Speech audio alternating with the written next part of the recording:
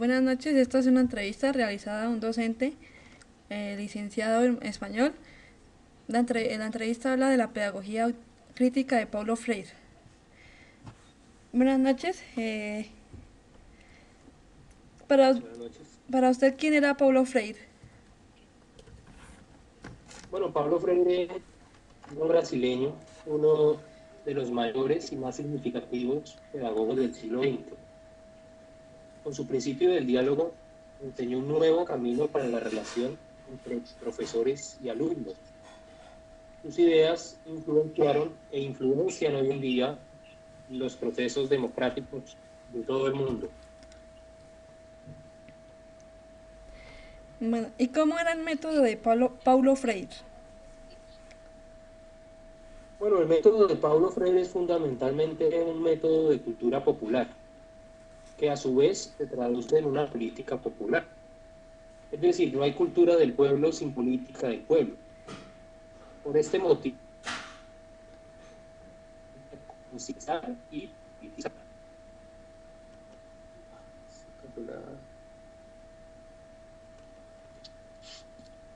Ok, continúo. Sí. Como venía diciendo, pues esto apunta principalmente a concienciar y a politizar, es decir, que no se confunde los planes político y pedagógico, sino que más bien se absorben ni se contraponen, perdón. Lo que hace es distinguir su unidad bajo el argumento de que el hombre se hace historia y busca reencontrarse. Es el movimiento en el que busca ser libre. Esta es la educación que busca ser práctica de la libertad. Bueno, ¿cuál fue el primer escrito de Paulo Freire?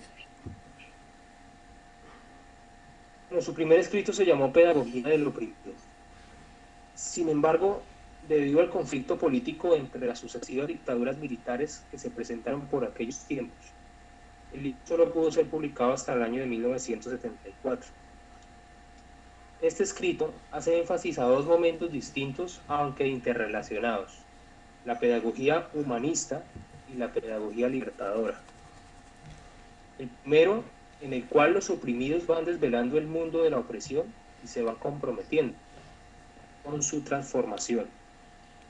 Y el segundo, en que una vez transformada la realidad opresora, esta pedagogía deja de ser del oprimido y pasa a ser la pedagogía de los hombres en proceso de permanente liberación. ¿Y con qué finalizó ese primer escrito Paulo Freire? Pablo Freire termina su escrito con un tema al que denomina la dialogicidad. Como llama, es la esencia de la educación como práctica de la libertad. De ahí nace su segundo libro llamado La educación como práctica de la libertad, que curiosamente fue publicado en Primera Pedagogía del Oprimido, por los problemas que pues, ya anteriormente comenté, ¿no? En Ya. este libro, Pablo Freire explica que la educación de las masas es el problema fundamental de los países en desarrollo. Una educación que, liberada de todos los rasgos alienantes, constituya una fuerza posibilitadora del cambio y sea impulso de libertad. En pocas palabras, solo la educación puede hacer la verdadera sociedad humana y ningún hombre vive al margen de ella. Ya. ¿Qué nos dice Paulo Freire en la pedagogía crítica? Bueno, según el pensamiento de Pablo Freire, los hombres y mujeres no letrados, esos a los que él llamaba los desarrapados del mundo, eran aquellos que no podían construirse un mundo de signos escritos y abrirse otros mundos entre ellos. El mundo del conocimiento, que hoy en día es sistematizado, y el mundo de la conciencia, que es crítico. Porque para Freire el conocimiento no se transmite, se construye. Es decir, el acto educativo no consiste en una transmisión de conocimientos, sino en cambio es el goce de la construcción de un mundo común. Ya. Para Paulo Freire, ¿qué era enseñar? Bueno, para Freire enseñar significaba muchas cosas en común. De ahí que dijera frases célebres como, por ejemplo, enseñar exige respeto a los saberes de los educandos. Otra que él decía era enseñar exige seguridad, capacidad profesional o generosidad, o simplemente enseñar exige saber escuchar. Esto nos da a entender como la conquista que hace el hombre de su palabra, lo que ciertamente conlleva la conciencia del derecho de decir la palabra. Ya. Bien, ¿y cuál es la conclusión sobre este tema de la pedagogía crítica de Paulo Freire? Bueno, podemos sacar muchas conclusiones al respecto. La vida y la obra de Paulo Freire fue muy concreta con lo que dictaba su pensamiento. El sujeto paulatinamente aprende a ser autor, testigo de su propia historia.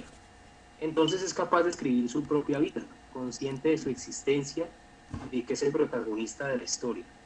Y solo a través de la palabra puede liberarse y enfrentar críticamente el proceso dialéctico de su historización.